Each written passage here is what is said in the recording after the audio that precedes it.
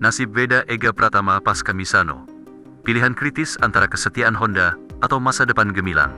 Bersama KTM, segala perjuangan Veda Ega Pratama di Red Bull MotoGP Rookies Cup 2025 akan mencapai klimaksnya pada the 13th to the 14th of September di Circuit Misano, Italia. Balapan terakhir ini bukan hanya penentu gelar juara, tetapi juga pintu gerbang yang akan membuka jalan bagi pembalap muda Indonesia tersebut menuju kelas dunia Moto3.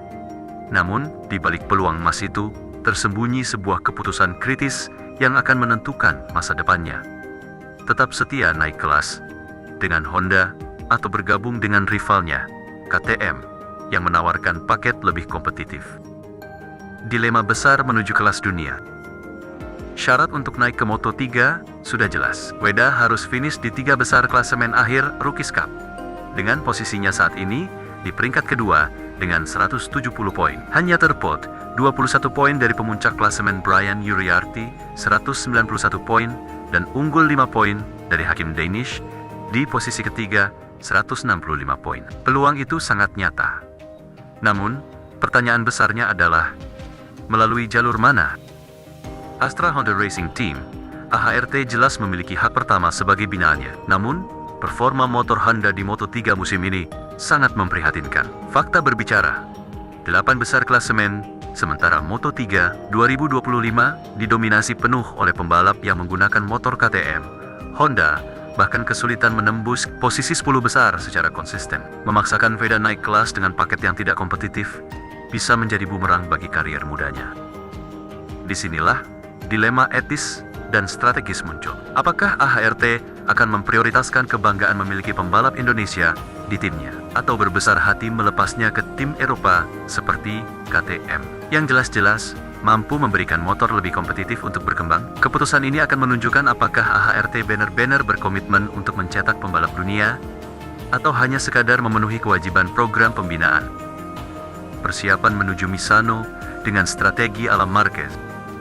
Menghadapi laga penentu di Misano, Veda Ega Pratama menyiapkan segalanya dengan matang. Ia tak hanya mengandalkan kecepatan alamiahnya, tetapi juga strategi mental yang dipelajarinya langsung dari juara dunia 8 kali, Marc Marquez.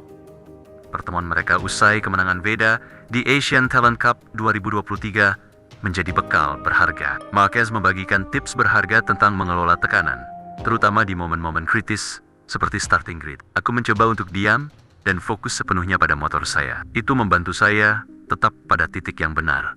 Nasihat Marquez kala itu.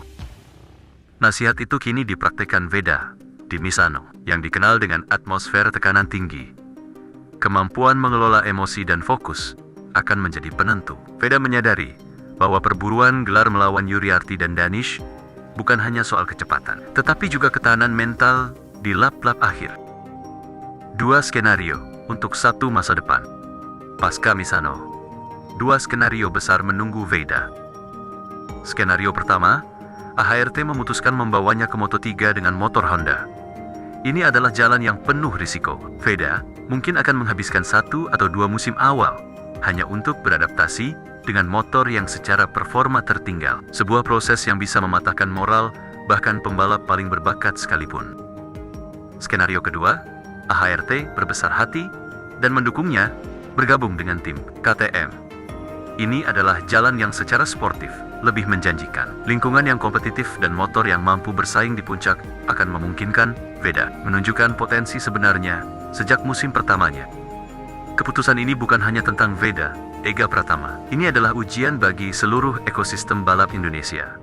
Apakah kita mampu berpikir jangka panjang dan berkorban untuk menciptakan pembalap dunia yang sesungguhnya, atau terjebak dalam kebanggaan sempit yang justru menghambat potensi anak bangsa? Masa depan Veda dan mungkin juga harapan balap Indonesia di kancah global tergantung pada pilihan yang diambil di luar lintasan setelah bendera finish dikibarkan di Misano.